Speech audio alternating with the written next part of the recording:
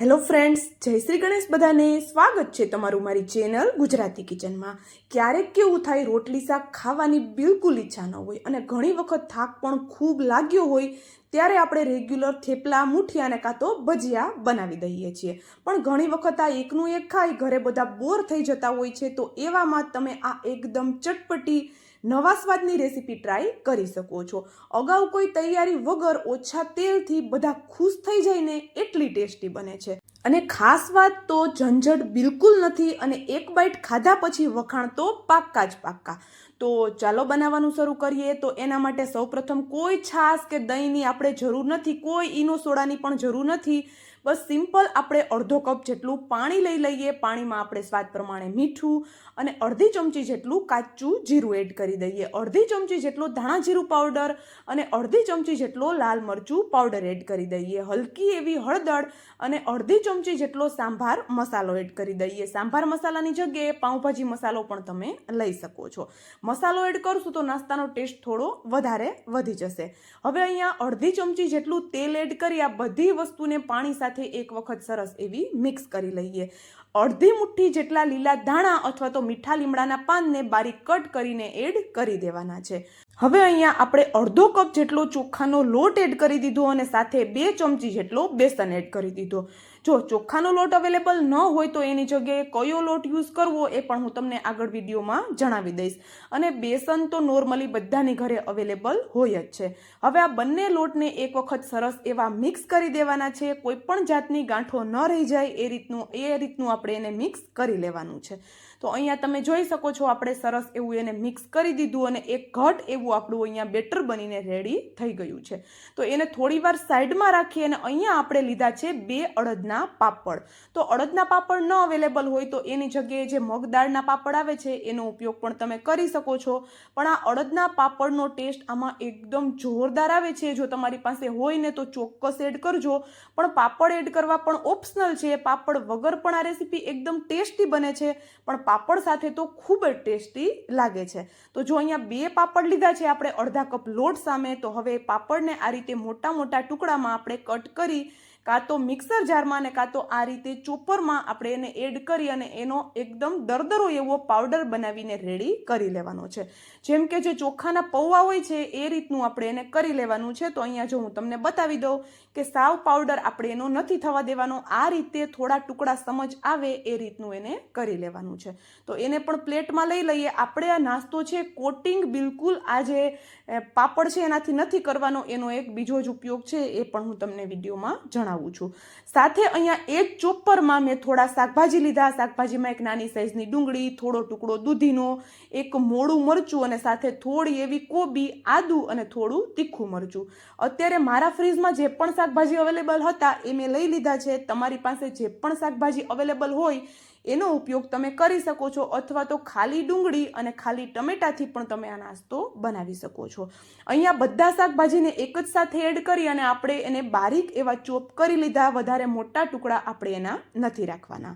સાથે ટમેટાને મેં અલગથી કટ કરેલું હતું. તો અહીંયા એક નાની સાઈઝનું ટમેટું પણ આપણે એડ કરી દીધેલું છે. હવે આ બધી વસ્તુને એક વખત સરસ એવી મિક્સ કરી દઈએ. તો જો શરૂઆતમાં પાણી છે એ વધારે એડ નથી કરવાનું, કારણ કે શાકભાજીનું પ્રમાણ પણ આપણે સારું એવું રાખવાનું છે.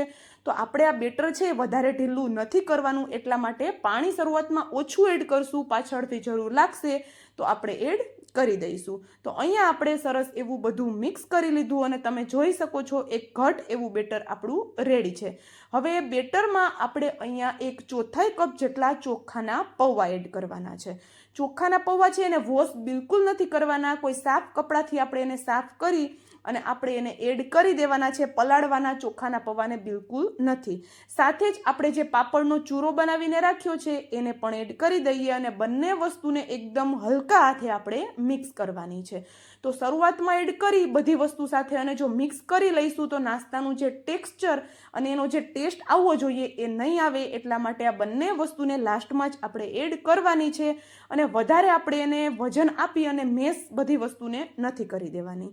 તો અહીંયા થોડું એવું ઘટ લાગે છે મને બેટર, તો મેં હલકું એવું પાણી એડ કર્યું અને આપણે એને સરસ એવું મિક્સ કરી લીધું. તો અહીંયા જોઈ શકો છો ચોખાના પૌવા છે આપણે કોરા જ એડ કર્યા તો થોડું પાણી એડ કર્યું, એ પણ શોષાઈ ગયું છે. તો ફરી પાછું 2 ચમચી જેટલું હું પાણી એડ કરું છું અને એને હલકા હાથે મિક્સ કરી લઉં છું. હવે આ નાસ્તામાં કોઈ સોડાનો કે ઈનોનો પણ ઉપયોગ નથી કરવાના, તો પણ આ નાસ્તાનો ટેસ્ટ એકદમ નેક્સ્ટ લેવલ આવવાનો છે.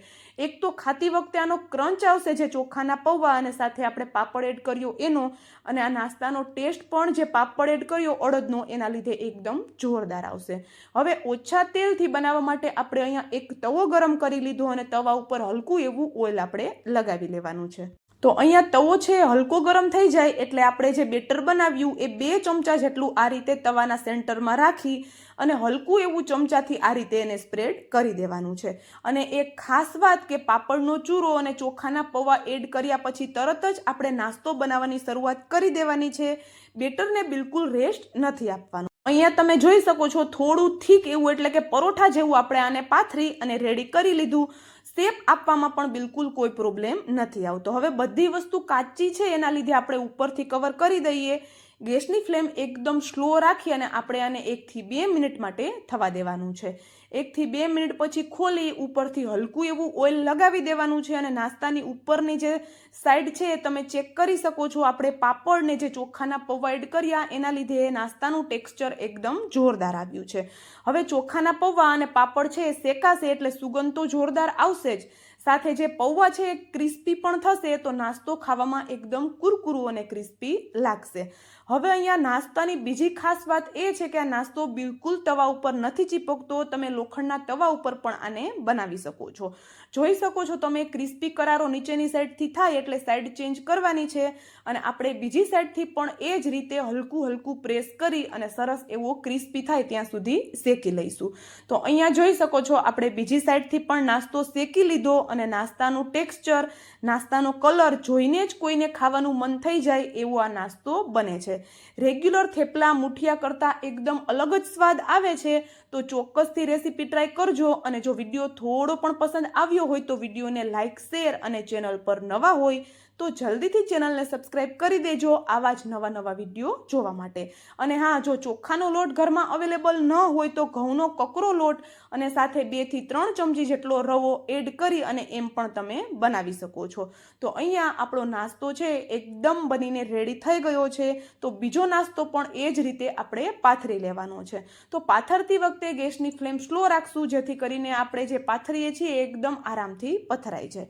તો અહીંયા બીજો નાસ્તો પણ એ જ રીતે ક્રિસ્પી કરારો થયો ત્યાં સુધી મેં શેકી લીધો. આ નાસ્તાને ગરમા ગરમ તમે ચા સાથે સર્વ કરશો ને તો પણ બધા 2 નહીં પણ 4 ખાઈ જશે.